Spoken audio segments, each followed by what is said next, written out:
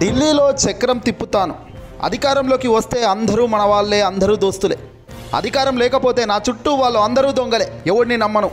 ఇదిగో ఇవే చంద్రబాబు నాయుడు గారిని వెనకాలకు తిరిగి ఒక్కసారి చూసుకోమంటే గుర్తొచ్చే కీలక అంశాలు, కీలక సాక్ష్యాలు.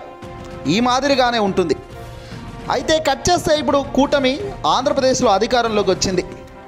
చంద్రబాబు, పవన్ కళ్యాణ్ ఎక్కడ ఊహించలేని గెలుపు ప్రజానికం ఇచ్చేసరికి ఒక్కసారిగా ఇప్పుడు కూటమి ప్రభుత్వంను పరిగెత్తించే కార్యక్రమంలో వాళ్ళు ఫుల్గా బిజీగా ఎక్కడా చిక్కకుండా దొరకకుండా చాలా జాగ్రత్తలు తీసుకుంటున్నట్టుగా హైప్ క్రియేట్ చేస్తూ అడుగులు ముందుకు వేస్తున్నారు. ఎవరైనా అధికారంలోకి వచ్చిన తొలినాళ్ళల్లో చేసే కార్యక్రమాలు ఇదిగో ఇలాగే ఉంటాయి. ఓ 2 సంవత్సరాలు పోతే కానీ ఇక ఆ తర్వాత అసలు సిసలైన ఆట మొదలు కాదు. ఇక ఆంధ్రప్రదేశ్లో అధికారం కూటమికి వస్తుందని కానీ, తెలుగుదేశం పార్టీ గెలుస్తుందని కానీ తెలుగుదేశం పార్టీ అధినేత చంద్రబాబు నాయుడు గారే అనుకోలేదు. ఎక్కడ ఆంధ్రప్రదేశ్లో ఏ సర్వేలు కూడా ఇవి గుర్తించలేదు. అయితే రివర్స్లో వచ్చిన ఈ గెలుపు, దీని వెనకాల మాత్రం చాలా పెద్ద అనుమానాలే ఉన్నాయి అన్నది అందరికీ తెలిసిన సత్యాలే. ఇప్పటిదాకా సైలెంట్గా వస్తున్న వైఎస్ఆర్సీపీ పార్టీ, ఆంధ్రప్రదేశ్ మాజీ ముఖ్యమంత్రిగా ఉన్న జగన్ గారు ఒక్కసారిగా నిన్న చాలా ఆగ్రహం చెందారు. అవును, సైలెంట్గా ఉన్న జగన్ ఇప్పట్లో లేవడులే, ఇప్పట్లో మాట్లాడడులే అనుకున్న వాళ్లకు ఊహించని చెంపదెబ్బ మాదిరిగా జగన్ నెల్లూరు వేదికగా పెన్నెల్లి రామకృష్ణారెడ్డి గారిని ములాఖాతులో కలిసిన అనంతరం మీడియాతో మాట్లాడారు. ఇక్కడ జగన్ హావభావాలు, మాట తీరులో పూర్తి భిన్నంగా మనకు కనిపించింది. నిజానికి ముఖ్యమంత్రి స్థాయిలో జగన్ ప్రమాణ స్వీకారం చేసినప్పుడు 2019 తర్వాత ఓ కొత్త రకమైన జగన్ను మనం చూసాం. ఏది అవసరమో అదే మాట్లాడడం, ఎంత తక్కువగా పని చేయడం పైనే దృష్టి పెట్టాడు తప్ప అడ్డంగా మాట్లాడలేదు. ఎక్కడా కూడా పర్ఫెక్ట్గా మాట్లాడడం, పర్ఫెక్ట్గా విమర్శించడం, జాగ్రత్తగా ముందుకెళ్ళిన వైన్యాన్ని జగన్ని అప్పుడు చూసాం. ఇక అంతకుముందు 2014 ఆ టైంలో పూర్తిగా జగన్ ఒక మాస్ యాటిట్యూడ్గా చూసాము. ఏదున్నా రఫ్ ఆడించే జగన్ను చూసాం. ఇప్పుడు కట్ చేస్తే మళ్ళీ అలాంటి జగనే వచ్చాడు. ఎస్, ధైర్యంగా జగన్ మాట్లాడే మాటలకు ప్రత్యర్థులకు గుండెలు పగులేలా గతంలో అసెంబ్లీ వీడియోలు మనం ఎన్నో చూసాం. ఇదిగో ఈసారి కూడా, ఇప్పుడు కూడా అదే స్థాయిలో జగన్ విరుచుకుపడ్డాడు.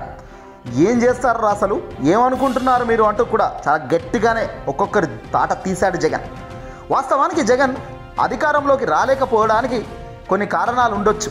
కానీ అధికారంలోకి వచ్చినంత మాత్రాన ఏదైనా చేయొచ్చు అనుకుంటే మాత్రం కరెక్ట్ కాదని, ఎల్లప్పుడూ మీ ప్రభుత్వం ఉండదు, గుర్తుపెట్టుకో చంద్రబాబు అంటూ డైరెక్ట్గా వార్న్ చేశారు జగన్. టైం అనేది మాకు వస్తుంది, మామూలుగా ఉండదు మా టైం వస్తే. నీ మాదిరిగా మేము ఎప్పుడు చేయలే, కులం లేదు, మతం లేదు, రాజకీయం లేదు అన్నట్టుగా కనీసం మా పార్టీకి ఓటు వేయని వాడని తెలిసినప్పటికీ కూడా వాడికి పథకాలు అమలుకు వాడు అర్హుడైతే వాడిని పక్కాగా ఇంప్లిమెంట్ చేసి ఇంటికెళ్ళి పథకాలు డోర్ డెలివరీ చేసిన ఘనత నాది. నీ మాదిరిగా కొట్టడం, చంపడం చేయలేదు. ఇలాగే కొనసాగితే ఇక రియాక్షన్ కూడా ఉంటుంది కాసుకో అంటూ జగన్ చేసిన వ్యాఖ్యలకు, ఆ ధైర్యానికి మతిపోయింది ఒక్కొక్కరికి. ఇక ఇలాంటి వ్యాఖ్యలే వైసీపీ నాయకులు, కార్యకర్తలు కోరుకుంటున్నారు. ఇలాంటి అడుగులే వైసీపీ బ్యాక్గ్రౌండ్లో గ్రౌండ్ రియాలిటీ కోరుకుంటుంది ఖచ్చితంగా. ఎందుకంటే అధికారం అన్నది గొప్ప కాదు. వచ్చిన అధికారాన్ని ఎంత గొప్పగా ముందుకు తీసుకెళ్తాము, ప్రజల గుండెల్లో ఏ స్థాయిలో నిలబడతాము అన్నదే పాయింట్. ఈ పాయింట్ని జగన్ గుర్తు చేస్తూ మాట్లాడిన మాటలకు ఆంధ్రప్రదేశే కాదు, దేశం మొత్తం కూడా ఇప్పుడు షాక్ అయింది. ఆ ధైర్యానికి ఢిల్లీ పెద్దలు కూడా హడలిపోయారట. మొదటి నుంచి జగన్మోహన్ రెడ్డి గారంటే కాస్త ప్రజాదరణ పొందిన నేతగా ఎదిగిన జగన్ను ఎక్కడ కూడా ఇబ్బంది పెట్టే కార్యక్రమాలకు దేశ ప్రధాని మోదీ పోలేదు. పైగా మోదీ ఎప్పుడు కూడా జగన్ను డైరెక్ట్ జగన్ అని కూడా విమర్శించిన దాఖలాలకు పోలేదు. అయితే తాజాగా జగన్ ఈ తరహా రియాక్షన్ చూసిన వెంటనే ఢిల్లీ పర్యటనలో ఉన్న చంద్రబాబును సైతం ఆంధ్రప్రదేశ్లో జరుగుతున్న పరిణామాలపై దేశ ప్రధాని మోదీ ఆరా తీసినట్టుగా తెలుస్తుంది. అడ్డంగా ఎక్కడా దొరకొద్దు అని చంద్రబాబుకు సలహాలు ఇస్తున్నారట కేంద్ర పెద్దలు.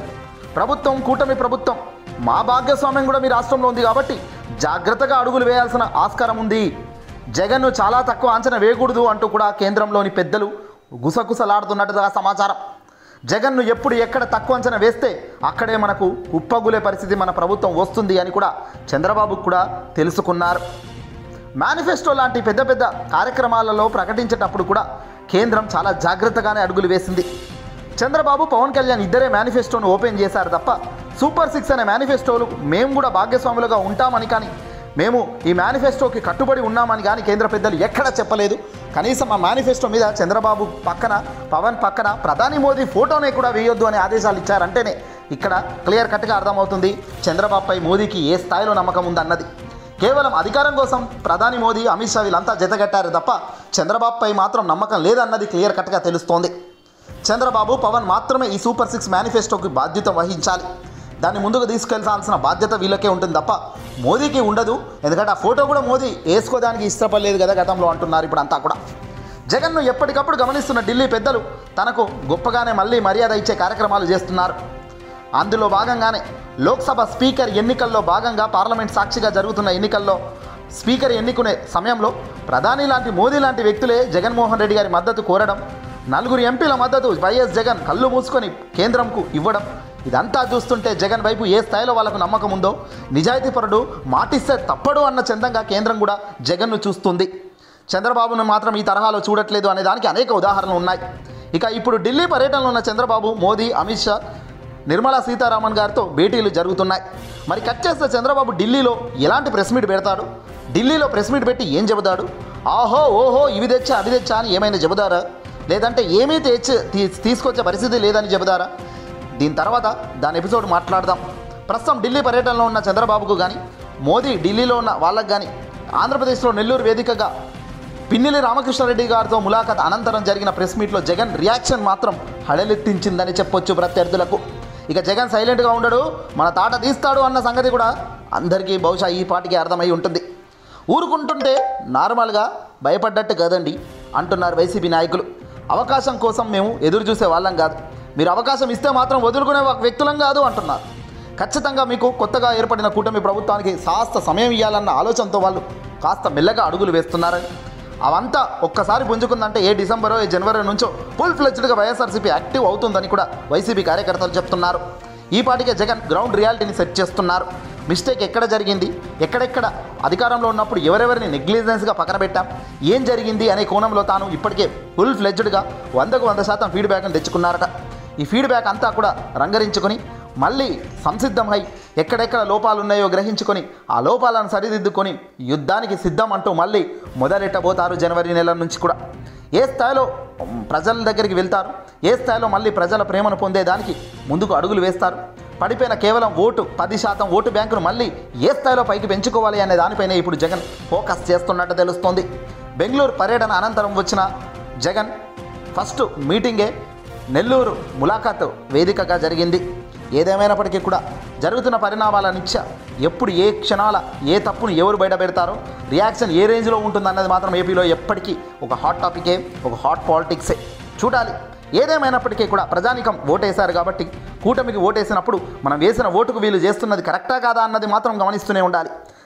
ఇటువైపు నా టీడీపీ వాళ్ళు ఏం చెప్తున్నారో చూడండి, ఇటువైపు వైసీపీ వాళ్ళు ఏం చెప్తున్నారో చూడండి. ఇద్దరి మధ్య వాస్తవాన్ని మాత్రమే గమనించండి. వాస్తవంగా ఎవరు దగ్గరగా ట్రూత్ చెప్తున్నారో అన్నది చూడండి తప్ప అడ్డంగా ప్రకటనలు నమ్మకండి, అడ్డంగా సోషల్ మీడియా యాడ్స్ని నమ్మకండి, దుష్ప్రచారాలను నమ్మకండి. మీరు మీ తెలివితో బేరేజ్ వేసుకోండి ఎవరేంటి ఏంటి అనేది. వాళ్ళు కూడా మనుషులే, వాళ్ళేం దేవుళ్ళు కాదు. ఏదేమైనప్పటికీ కూడా ఈ వీడియోని అసలు లైక్ కొట్టి షేర్ చేయండి.